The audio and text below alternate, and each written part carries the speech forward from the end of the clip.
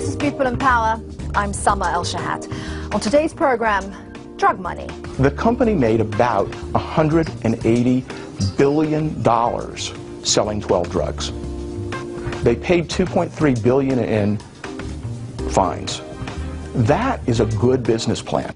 The United States healthcare industry is the world's biggest, with $300 billion a year spent on prescription drugs and rising. For many, these drugs have brought undeniable benefits. But recent months have seen health scandal after health scandal making headlines in the US. Two of the world's biggest pharmaceutical companies have been fined billions of dollars after investigations into their secret working practices. What these cases have revealed will change the way the drug industry is perceived forever. Revelation after revelation has emerged of pervasive fraud, fatal side effects, and of huge kickbacks paid to doctors. This investigation by Melanie Newman and Chris Woods reveals how healthcare became unhealthy profit.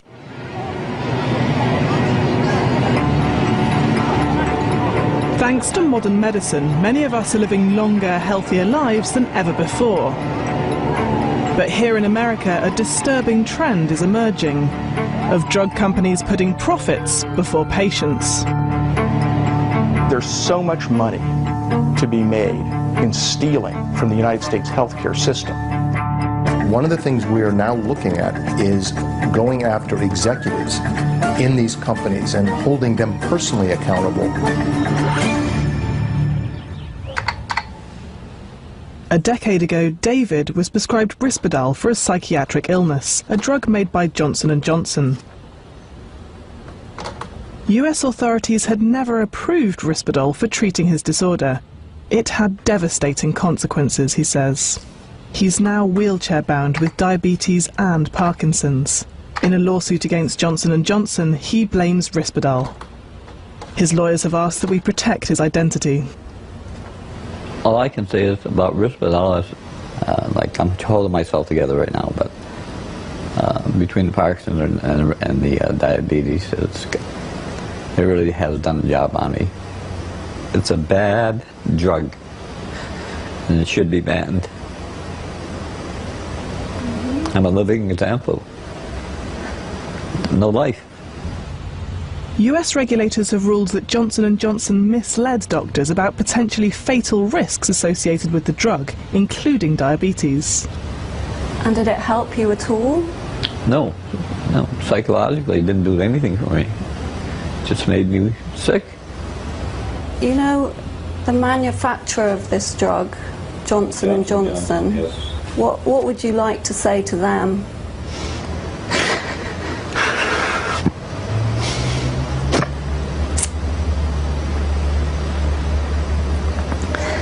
Take that drug off the market. Recently, the FDA required manufacturers of several atypical antipsychotics, including Zyprexa, Seroquel, and Risperdal, to add warnings about the increased risk. David is just one of 2,000 people across the US bringing legal actions against Johnson & Johnson, which says the claims are without merit. The US government and several states are suing in related cases. But this story is just one of many putting the drug industry in the dock. Most of the leading pharmaceutical companies in the United States have been fined for fraud. A common type of fraud is known as off-label marketing, which means advising doctors to prescribe drugs for unapproved uses. It's called fraud against the government, as Medicare ends up paying for drugs that might not work. Pharmaceutical fraud is one of our top 3 threats. Everybody is touched by these frauds in the extent that when you look at the billions of dollars that go into health care for the United States, a good percent, 3 to 10% of that is believed to be siphoned off in a fraud. That's money that could be going to very needy patients.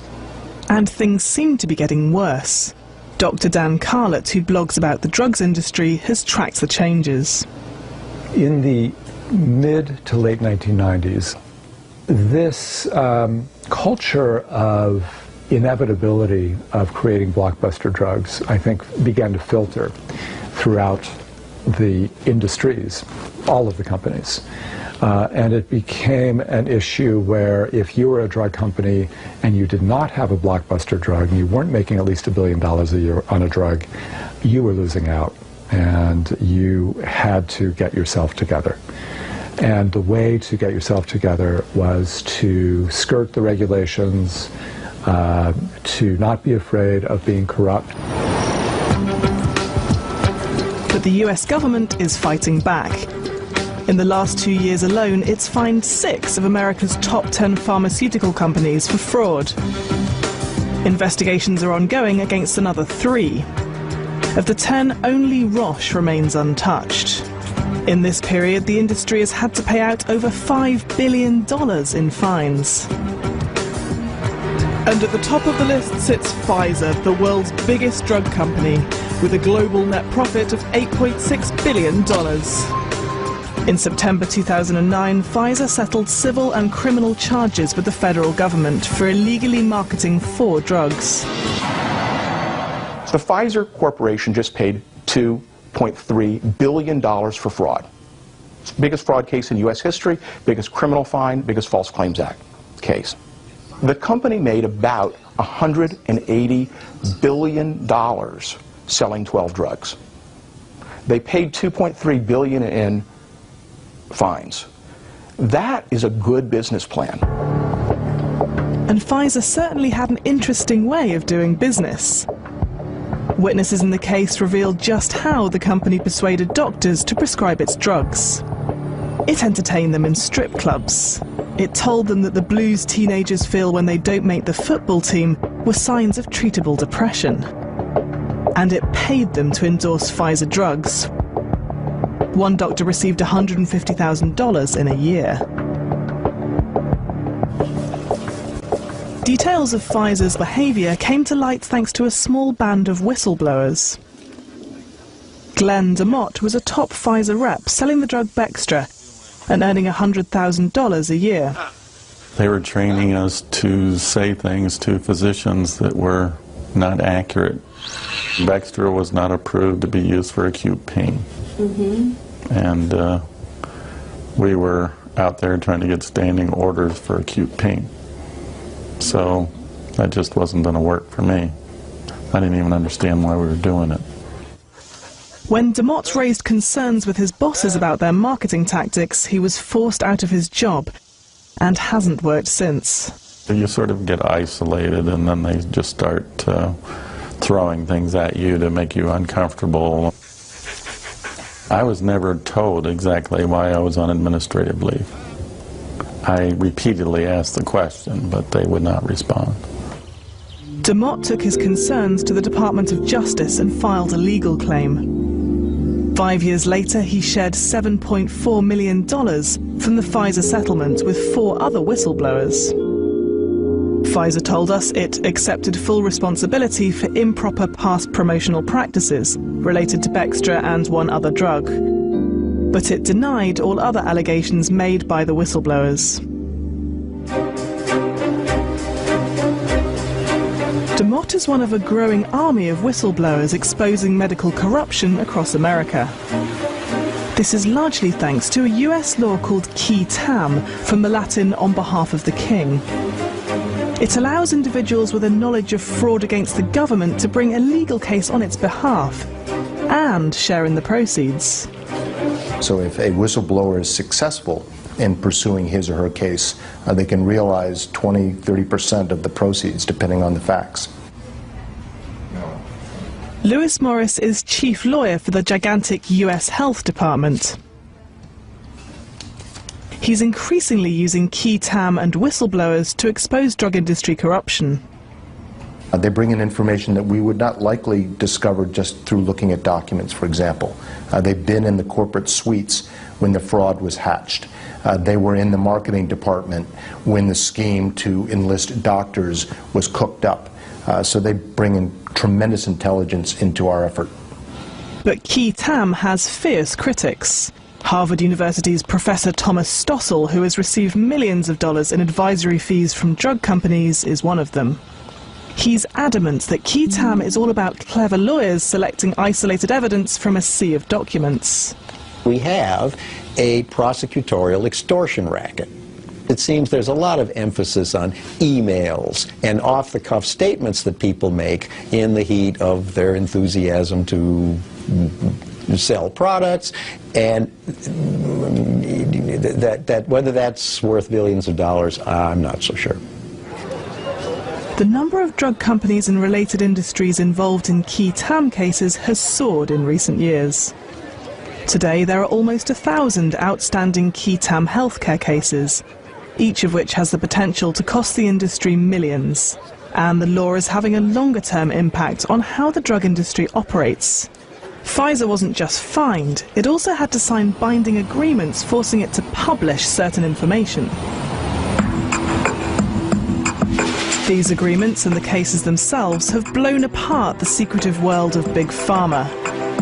For the first time, we can see millions of dollars in payments to doctors throughout the US.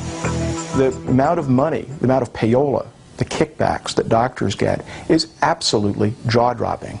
In the cancer industry, the amount of money they were making was 60–70% of their money was based on kickbacks. But again and again and again, it's just astounding how little money it takes for a doctor to sell out a patient. Dr. Dan Carlett was once on the industry's payroll, giving talks to fellow doctors about drugs. Obviously, a Fortune 500 company paying you money to talk to doctors, they're expecting something out of the bargain, and I knew that. What I wasn't aware of was how strong the pressures and the incentives would be for me to tweak and slant the kinds of, the ways that I deliver the information to the doctors. Drug companies Pfizer, Eli Lilly, GSK and Merck now publish physician payment figures online. In 2009 alone, they paid doctors in the United States an estimated $200 million. These vast sums pouring into the medical profession are having far-reaching consequences. Lawyer Steve Scheller has seen this firsthand. A veteran of medical lawsuits, he's now involved in a fight with Johnson & Johnson. We've heard Risperdal accused of causing diabetes and Parkinson's. Scheller says that in adolescent boys, the drug can cause other serious complications. We have, at this time, approximately 50 children and teenagers who've developed gynecomastia, which is growing breasts, as a result of risperidol or Risperdal. Now, several of our clients have had mastectomies, double mastectomies, as a result of, if you're a teenage boy and you're running around with breasts, and obviously it's going to affect you very, very substantially. It's one of the worst injuries I've ever seen in terms of its permanent effect. So were the parents of these children who've developed breasts aware that this was a possible side effect of the drug? No. The parents are usually never aware of it, never understand that it was a potential side effect. One of these parents is Eileen Stein. She's one of Scheller's clients and is fighting for compensation for her 14-year-old son. Abby, come here. He was treated with Risperdal for ADHD, or attention deficit hyperactivity disorder. But the drug had never been licensed by US regulators to treat his condition. Age 5 or 6, he was prescribed Risperdal. And I guess within 2 to 3 months of taking it, my husband and I noticed he had a weight gain and what we would call man boobs. So I called the psychiatrist and I told her, my son is experiencing, or we just noticed this, and she said, okay, let's stop that right away. How visible are your son's breasts? Well, unfortunately, even with clothing, you can see them. I mean, to put it bluntly, he's actually larger than like what you consider a flat-chested woman.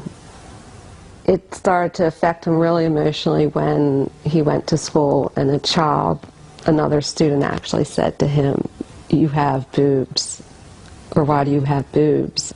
I think it should be taken off the market, or at least in bold capital letters, warning. So how did a boy end up taking a drug that made him grow breasts? Federal investigators